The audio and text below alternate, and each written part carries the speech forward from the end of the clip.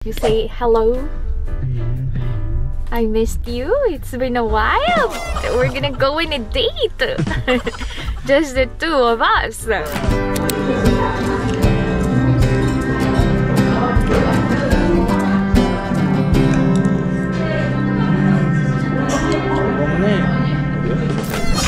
run, my tuki-muki. Go, run, my luki-muk. Shiki-shiki.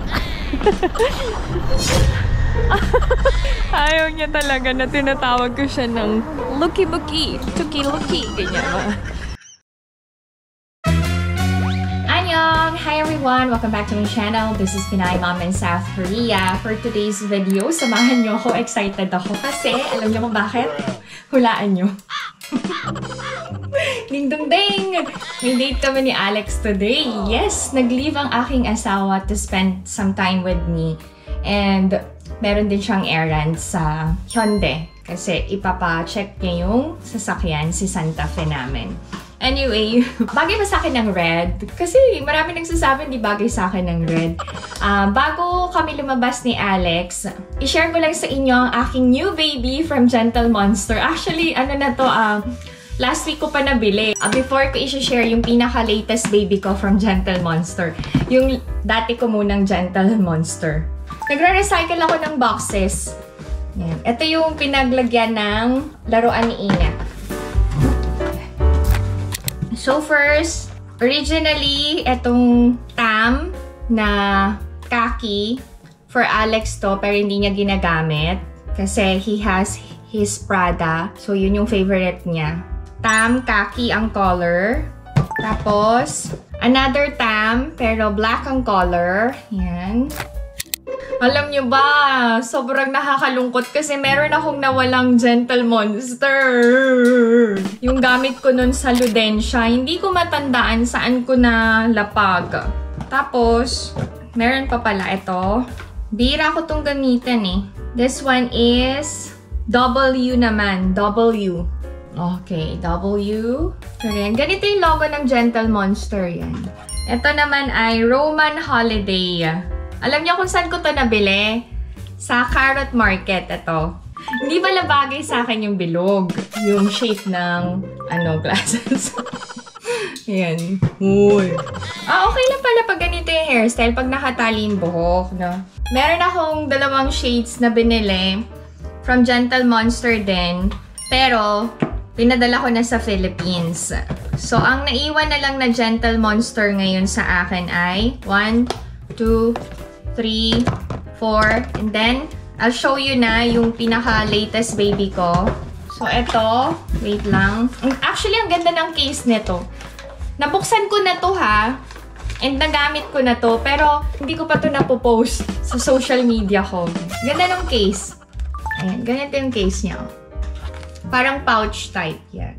Tapos yung pouch sa loob, ayan na, meron ng sunglasses holder. Yan, nasa loob.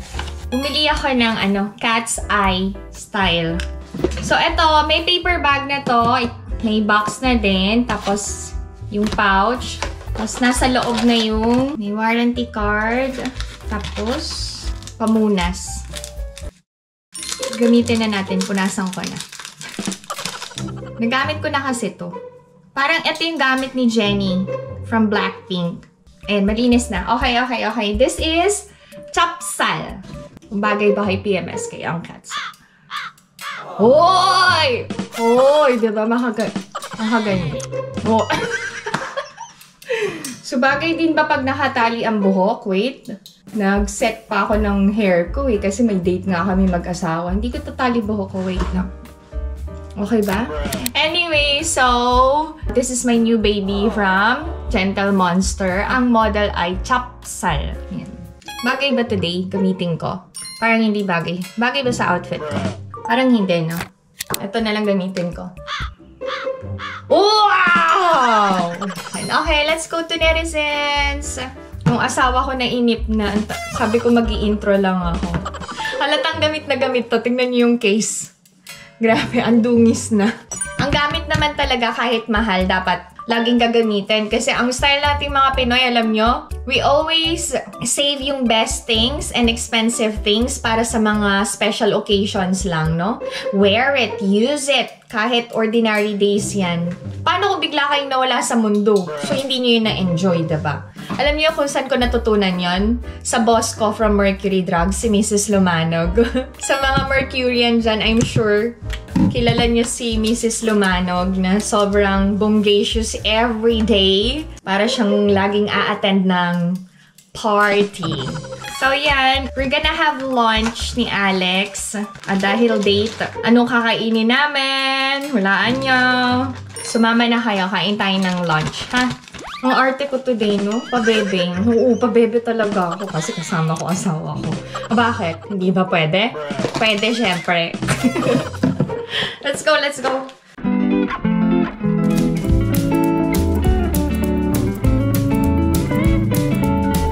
Say hello. I missed you. It's been a while. We're gonna go on a date. Just the two of us. So, habang nasa biyahe tayo, mag-share ako to netizens what's in my bag. Quick lang. So, this bag is from Joy Grayson. Actually, napanood nyo na to. Syempre, first, I have my shades, which I always have in my bag. Yan. Suot na natin para feel natin ang aura. Okay. Next, my phone. I don't go out without a handkerchief. Sa Philippines pa lang, talagang habit ko na siya na meron ako laging panyo. May wallet from Marc Jacobs. Nagpalit na ako ng wallet eh. Matagal na to. Ngayon ko lang na-share. Ano bang meron sa wallet ko? Siyempre, meron akong cash. Tapos mga cards, family picture. Tapos, hindi ako nawawala ng Band-Aid sa wallet ko or sa bag ko. 3 sizes. Tapos, hand cream. Tapos ito, Wawa Sense spray. I have my Bluetooth, car keys kasi dalawa sasakyan namin, mask. At tas ngayon may dala akong ribbon kasi magpapapicture ako kay Alex. Pang props lang tong ribbon. Siyempre meron akong sanitary napkin. Yan. Tapos panty liner. Tapos may comb ako. Lipstick from MAC. Ruby Ooh ang shade. Ito yung gamit ko ngayon. Tapos, MAC foundation. Powder to. Yan. Ito yan. So, yun lang. Na-share ko lang. Ito yung laman ng bag ko ngayon.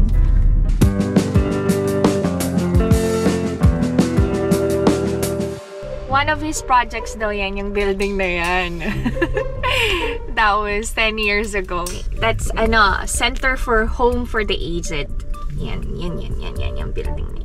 Sabi ko, sige pagyabang mo, sabi niya, naku, maliit na building lang naman yan.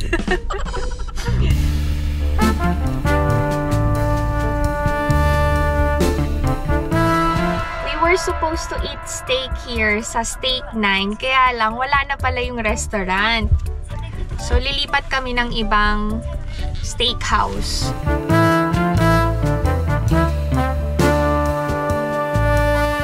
I'm grabbing the chance na mapagbigyan yung cravings ko while Alex is available. Minsan lang kaya to, sobrang busy niya na. And as he get older, he gets busier sa trabaho niya. Yan.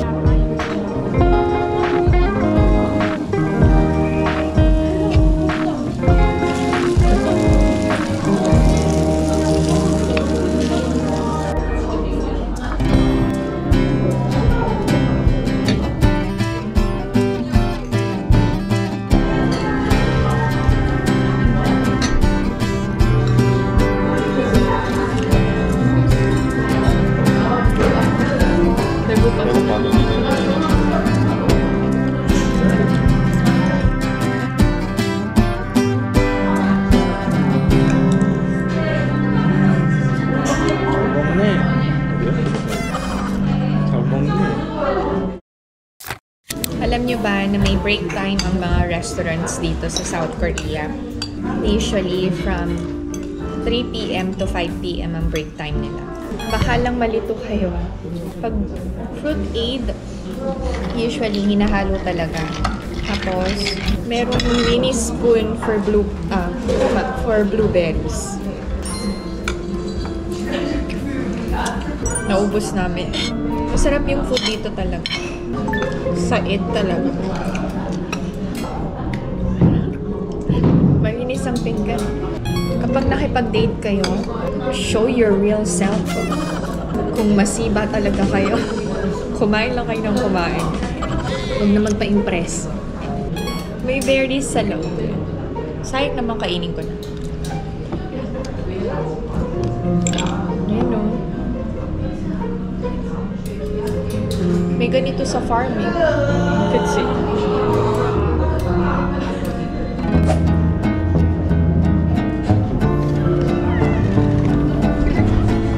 Okay, thank you so much, Ina Appa, for the lunch. I enjoyed the lunch. Let's take a walk. Let's enjoy the nice weather. Holding hands while walking. Ang puti-puti mo talaga.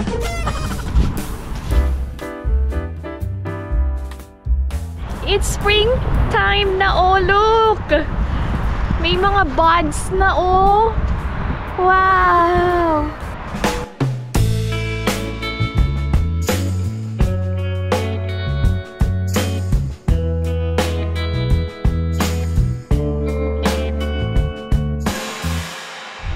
Tapos na ang aming date ni Alex. Lunch date. Kumain lang talaga kami, literal. After ng couple time namin ni Alex, siya pupunta sa Hyundai again para magpa-overall check-up ng sasakyan. Required yon dito sa Korea. Whether we like it or not, kailangan talaga naming maglaan ng oras. Tapos ako naman, sa bahay lang, magtutupi ng nilabhan. Na maya-maya, meron akong appointment sa nail salon. Magpapa-gel nail ako. Welcome to our neighborhood!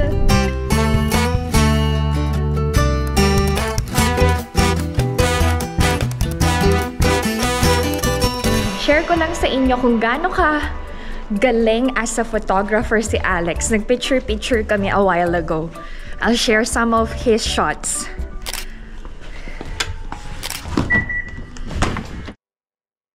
Oh, diba? Well-trained ang aking Korean husband. Punta na tayo sa nail salon.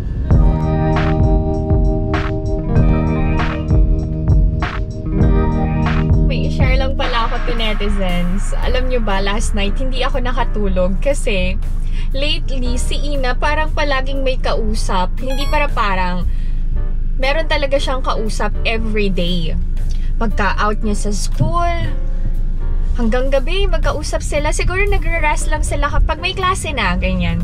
Tapos si Ina, conscious na siya sa sarili niya eh. Alam niyo, ang aga-aga niyang nagigising para ayusin yung hair niya. Parang gusto niya lagi siyang pretty pag papasok siya. Tapos kinikilig-kilig na siya habang may kausap siya sa telepono. And ako naman, parang hindi pa ako prepared na may nagkakagusto or I mean, dun sa stage na yon na may crush yung anak ko and parang may MUs na sila, ganyan. Kasi tinatanong ko siya, sino kausap mo? Sabi niya, he's just a friend. He talaga. So that means lalaki. Sabi ko, friends lang ba talaga kayo? Sabi niya, yes, Oma. You don't have to worry. Wag ka mag-isip ng kahit na ano. Ganun siya kagad. Eh, wala naman akong sinasabi. Parang defensive kagad. But I'm not ready yet. Hindi pa nga siya pinapayagan magkaroon ng social media accounts niya eh. Pero meron na siyang kausap palagi. Kung tatanungin nyo ako, allowed na bang magka-boyfriend si Ina? Hindi pa, kasi 13 pa lang siya. Pero, she's allowed to go through that stage na merong crush, ganyan, and yung may kausap siya. Parang inspiration lang ba? Hanggang ganun lang muna. Tapos kinikwento ko kay Alex, Sabi niya, it's normal kasi maganda naman yung anak mo, kaya may magkakagusto. Oh, di ba? Ang confidence ni Alex to the highest level. Kala mo naman kamukha niya si Ina, akong kamukha. Char. Kayo ba, mga mommies, na may teenagers na anak? Kinikilig-kilig na ba ang mga anak nyo? I don't know what to feel. So, hindi talaga ako nakatulog last night. Niisip ko dalaga na talaga yung anak ko. Kailangan kong pigilang ma-in love. Masasaktan lang siya. Joke lang. Okay, nandito na tayo. Thank you so much to netizens. Lagi nyo talaga akong sinasamahan. Yoseo! Yoseo!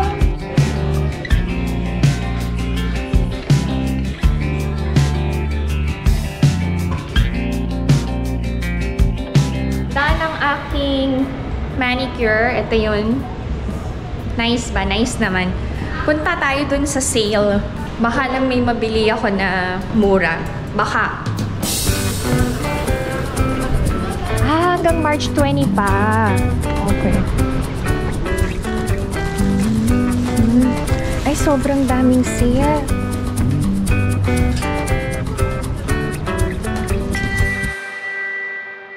Ay, nako. Hindi ko dala yung card ko na pang shopping. So, I cannot buy anything. I have to sing Otukso. Layuan mo ako. Yes. Uwi na tayo. Sa bahay na tayo magkita to netizens. Diyan lang kayo. I'm already home. Alex is on leave. And he's enjoying K-dramas lately. Oh, may kumot yan. And what drama are you watching? Oy! Queen of Tears. Oh, ay! Guwapo. Ay, kukukukukuku. Magsasampay ako nung nilaban ko sa kamay kaninang umaga. Yung binili kong light jacket from Giordano. Hindi ko na pinadry clean, hinand wash ko na lang.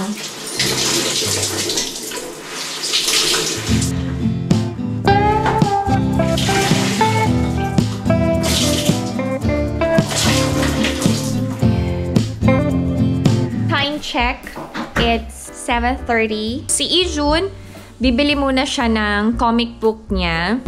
Siyempre, nandito si Alex, so itchapera na naman ako sa buhay ng aking anak na lalaki. Lagi yan. Very close silang mag-ama. Merong malapit na bookstore dito sa apartment namin. So, naglalakad lang kami. Starbucks yan na pets are allowed. Kasi hindi lahat ng Starbucks pinapayagan yung mga pets. Nice, no?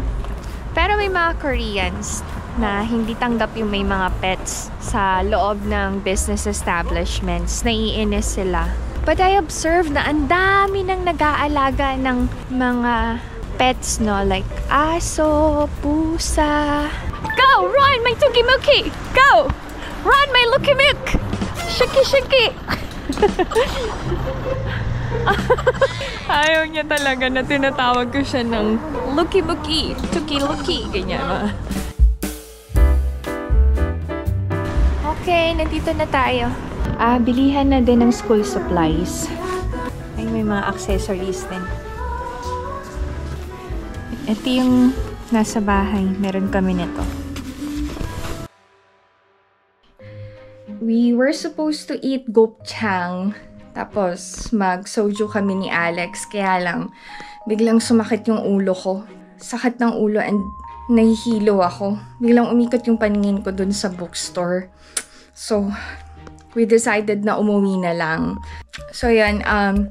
Thank you so much sa pagsama sa akin ngayong araw na to netizens. I hope that you enjoyed watching this video. And if you are new to my channel, please consider subscribing, like, and share Pinay Mom in South Korea. Stay safe, everyone! I cannot believe may manliligaw na si Ina and dalaga na talaga si Ina. Nasubaybayan nyo talaga yung paglaki ng mga kids, diba? Anyway, stay safe, everyone. Bye! Good night. Pahinga na ako. Hindi ko na kaya.